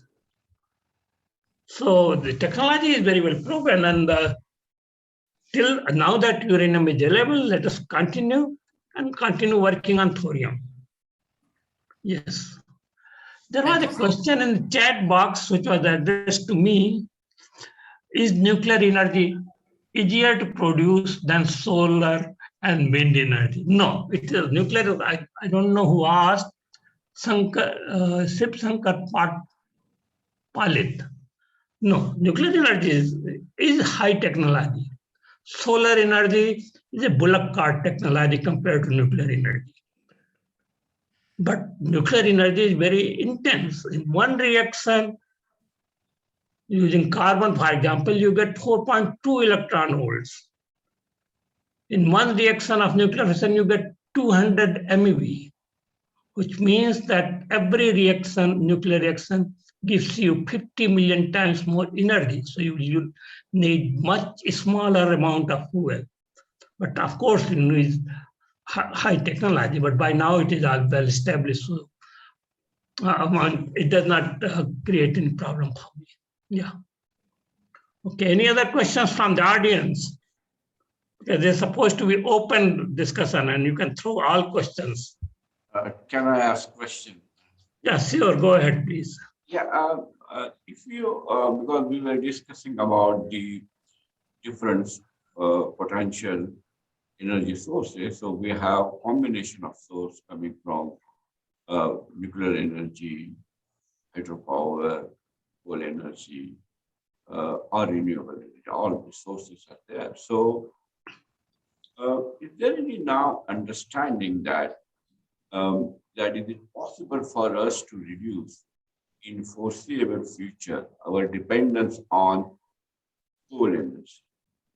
And if it is possible, what will be best pathway to lead that so that we can start reducing our dependence on coal energy? Is there any understanding on that? Maybe Tejal can answer that question, or Dinesh, whoever is. I think I will request Tejal to answer that question. If there is any technical part, I could perhaps try, but Tejal is better equipped to answer that question. I think there are multiple studies now that project how we can optimally go to a lower dependence on coal. And if we see the trajectory of the last 15, 20 years or so, we have progressively reduced, I mean, the total contribution, absolute contribution has gone up, yes. But if you look at it as in terms of a proportion, there are other sources that play a higher role. Renewable energy has, for example, in the last 7-8 years, grown at a much faster rate as compared to coal. And so eventually the proportion that will also reflect in proportionate dependence of the country on these things. But a lot of the time, these supply side models, they're easier to do for the power sector. And so dependence in the power sector, because you have the possibility of diversification and various sources that can contribute. What do we do for the other sectors where primary energy dependence on coal is an issue? Like iron and steel, for example. Can we move to induction furnaces completely? Is electrification the answer across hard to abate industrial sectors? What do we do for transportation? It is hydrogen, for example, now the answer for our transport, electrification there as well. What do we do for pumping requirements in agriculture? Again, is electrification the answer? So how much can we achieve through electrification and then greening that grid? And how much can you do in the non-electricity consumption? How much of the coal dependence in the non-electricity consumption part of energy can we reduce? And there, I think we have a bigger challenge in some sense, because simply because of the nature of our production. A large number of productive units are small scale, fragmented. And so achieving a certain scale at which we can then think about an energy transition is the first requirement. At the scale at which they produce, any kind of substitution is too much of a burden. Even a closure of 2 months is a burden. So this a large scale energy substitution is much, and some of these are huge employers. The MSME sector, just plastic recycling, for example, is a huge sector. It's a highly polluting, dirty industry, but it cleans up the waste from other sectors. So the challenge, I think, is larger for the non-electricity sectors, and where a shift to electricity for productive activity is going to be much tougher. But in terms of electricity, we can do it. It would mean a higher cost. Technically, I don't think there is a problem in doing it with nuclear, hydro, solar and wind with storage, and eventually perhaps hydrogen. I think technologically we have a formula. Norway, for example, is 90% hydro. So countries that have resources that are non-coal have grids and electricity systems that run without coal dependence. Right? For us, the issue is cost. If we can reduce the cost, we can do it. Yeah. Okay. Thank you. Thank you very much. I'll just use one. I would like to ask one question, Bhatia. If you are listening, yeah. Can you unmute yourself? Yeah. You talked about only hydropower. Is there any deployment of solar power in Uzbekistan? Because that is also, you have a lot of sunshine, right? Yes, this is an interesting question. Thank you very much.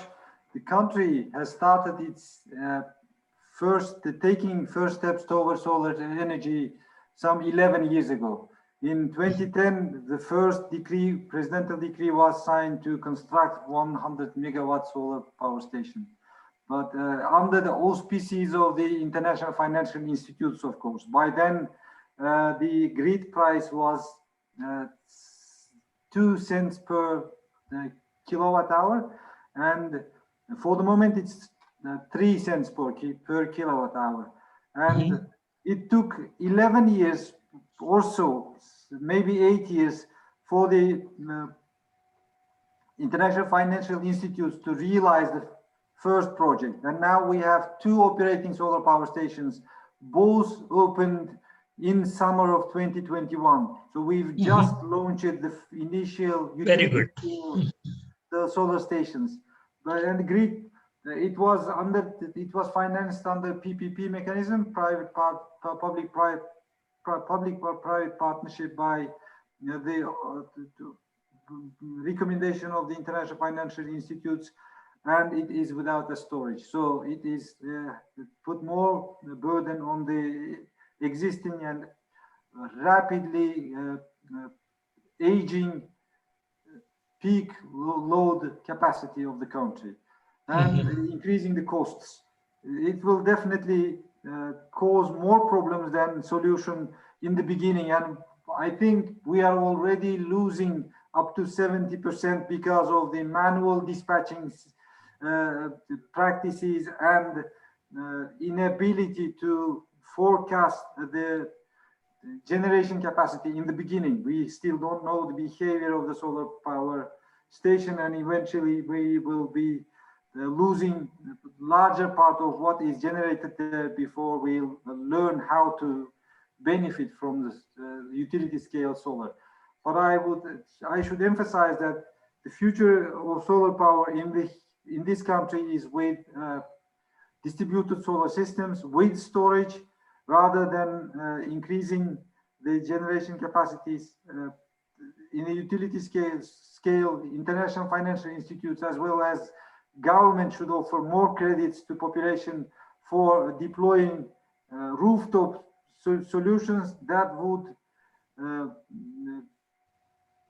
release the pressure on the people, and it would make the situation better. Thank you. I think we have completed the open session.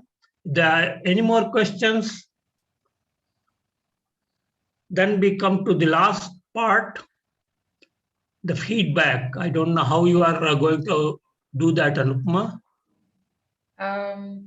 So it's the form that I shared in the chat. I'll share it again in just a minute. Yeah, it is there. Yes. So thank you, sir. So if all participants can just log into that form and share their feedback. I had a quick question for Dr. Tejal, actually, if you don't mind me asking. Sure. Go ahead. Yes. So, ma'am, you mentioned in your presentation when you were referring to the southern states in India that produce about 50% of, I think, wind power in India. Wind and solar. Wind and solar, yes. That there's a certain policy or some sort that prevents them from using that because they have to use their coal share or something like that. Could you just... No, the other I got way. that wrong. Could you just explain that once? the other way around. So we have what is known as a must run or no curtailment policy for renewable energy. It's to incentivize renewable energy. So irrespective of what its cost is, and it applies also to nuclear energy. So irrespective of what the cost is, they don't follow your regular, what is known as merit order dispatch. So what how power is usually dispatched is the cheapest power is dispatched first. So first, the demand that the system sees is met by the cheapest power, and then the next more expensive, and so on and so forth. But solar, wind, and nuclear are exempt from this or merit order dispatch.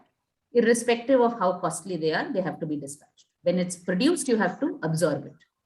So we have some older solar plants, which were before the costs reduced at this point, which are much more expensive. So the average cost of solar in Karnataka is about 5.5 rupees per unit. In Tamil Nadu, it's about 6.5 rupees per unit. So even when you have, coal-based power, which is at 2 rupees per unit or 3 rupees per unit, or an average of, let's say, even 4 rupees per unit, you can't use it. You have to back it down. You have to keep it away and absorb the 6 rupee solar power.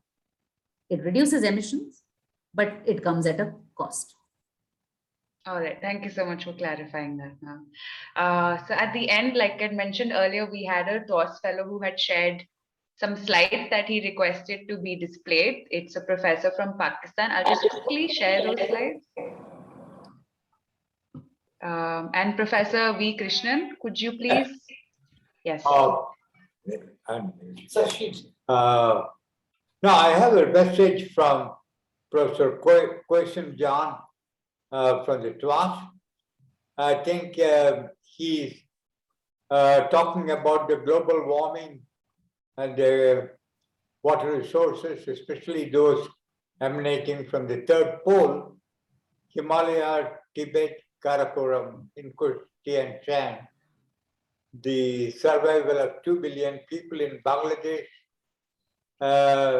Central Asia, China, India, Pakistan, and Southeast Asia is a state. He has shown a slide here with a request to be shown. It's actually the same thing what yesterday Santosh Nepal talked about, the Hinkush area, Himalayas, how the flooding happens. And we are really concerned with the thing, especially from the southwest, starting from south and east, flowing into this. He said the people in Central and South Asia should talk loudly about it and try to avoid the human influence in the climate change. This is what he wanted to show me. He requested me to exhibit the slides. The slide is self-sufficient. The major Asian rivers for the glacial melt. And then we talked also yesterday about glacial movement and flow water in the different rivers at the bottom, Ganges, Indus, Mekong, Salween, Yangtze, and Yellow River. And this is the problem in the flooding. And most of us in this region are very familiar with this frequency of the floods, unusual floods, and so on. So I just wanted to, for this audience, I just wanted to display this as per our request.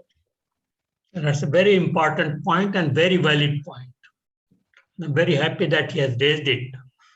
Thank you. And we have discussed that in the book I mentioned in the beginning in great detail, actually.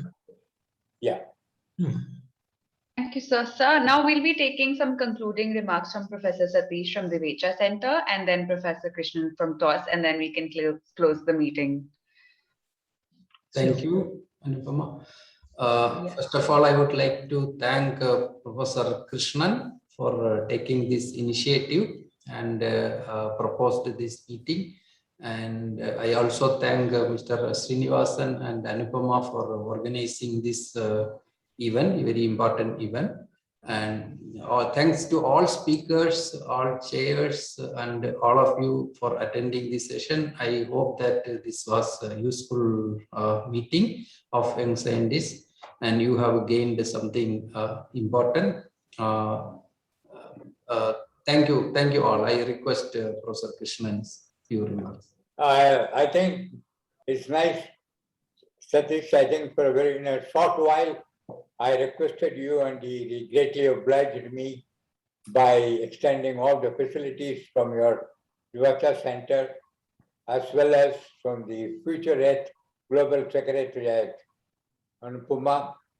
And it's a wonderful to have this meeting.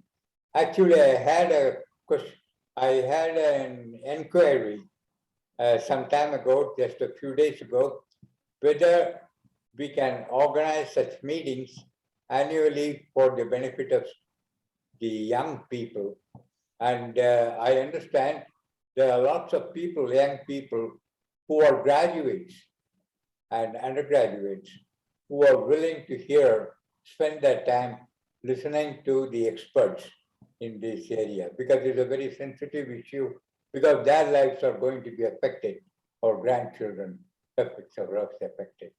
So I think maybe I think I'll put a word to you, I'll discuss with you further, with you and your team, Anupama, and also people from NIAS, and my Central Asian friends and South Asian friends, discuss more about this issue.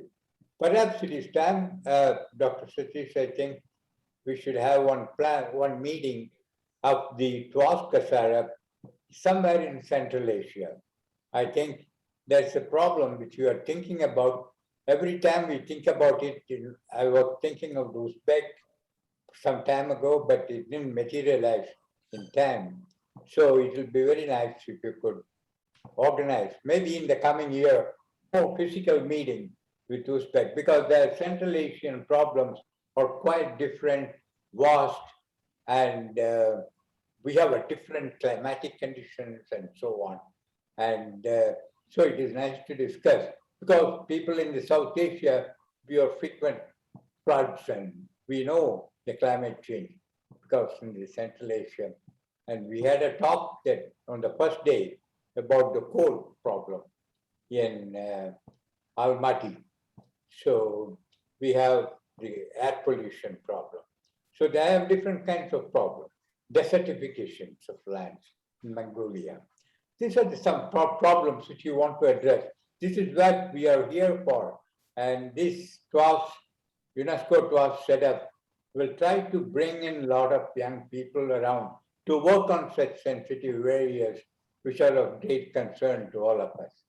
So this is what I want to say. But finally, I want to say I'm grateful and thankful to Dr. Professor Satish to take his valuable time, because he's a very important man in the Indian Institute of Science. He was a dean, which is a whole time-consuming affair. I know how it works, and also chairman of the Vacha Center. At the top of it, and one evening when I called him during COVID time, he said, "No, Krishnan, you can arrange it very easily, no problem." And then he did that. That encouraging word put me up with TWAS and asked for things with me. And secondly, I should thank Anupama for the excellent help. I met her only once, and I gave a chit to her at the end of the meeting. These are the things you should attend to. And immediately she got into it. So efficient you are, and we need you very well, because we need you very much and very well, because of this enormous task Satish has taken in holding the Future Earth Global Secretariat, posting in this center, Yuvacha Center, for this. I'm not new to Yuvacha Center. I have come there many times. We have conducted a physical meeting, and we have conducted 2 or 3 of them, so it is very nice. And my NIAS friends, I'm very happy. Dinesh, I think it's very nice. Ramurti talked to me about you, and I have not formally met you in person, but he said about this. and Tejal, who was very kind enough to be with us because she wanted to go away to UK, I understand. So I think it's very nice of you, Tejal, and see you. And Bhaktiyar, we have been contacting him for a variety of occasions. So it is time. And Anupama, can you just tell them about the about all the feedback from the audience? And perhaps I think it's very important for us for our future meeting. It doesn't matter what they say, but we will continue that in any case, but continue. Yes, Dinesh. Professor Krishnan, one small point, sir. Yes. In the beginning, you said that these meetings will be very valuable for young people. I would like to make a small correction, sir. Please. The older people will also benefit a lot from these meetings. Yes. What I meant is this meetings essentially to sensitize some of the issues so that the younger people have greater opportunity with senior people. I never meant, because I'm very senior citizen. So it is, you see, we all take interest because I think the future, I think we are more concerned with that. It is not only for them. I am insisting because of the young scientists, because they are the one who is going to lead us on. We can tell them what are the difficulties and so on. But sir, people in our age group derive stamina and youthfulness and energy from our younger colleagues. No, always we'll say old, not so old, young, and not very young. Okay. Okay. Okay. And you have the final word to say. Okay, sir. Thank you so much, sir, for your kind words. That was very, very sweet of you. Like I mentioned before, I've shared the feedback form once again in the chat box. It's a regular Google form. You just have to enter a few details about your name and your email address and just answer a few questions about the session, the past 2 days as well as today's. And that's it. It'll just take you 2 minutes. So thank you very much again to Dr. Dinesh Srivastava for joining and also chairing the session, Dr. Bhaktiyar Eshtanov for joining us all the way from Uzbekistan and telling us a little bit about the water energy food nexus there, which, like Professor Krishnan said, it's very different from what we experience here in South Asia and is very interesting to learn about. And of course, Dr. Tejal for her very interesting presentation as well. And thank you, Professor Satish and Professor Krishnan, for your concluding remarks. And thank you to all participants who've been joining us today and for the past 2 days. And we hope to see you again soon in future events. Thank you and goodbye. Bye. Thank you. Bhaktiyar, I have very close friends in Tashkent, so I organize a meeting there. Yeah. Great. It would be nice to host you here if you happen to. Yeah. Please email. Thank you very much. Bye. Thank you, everyone. Bye.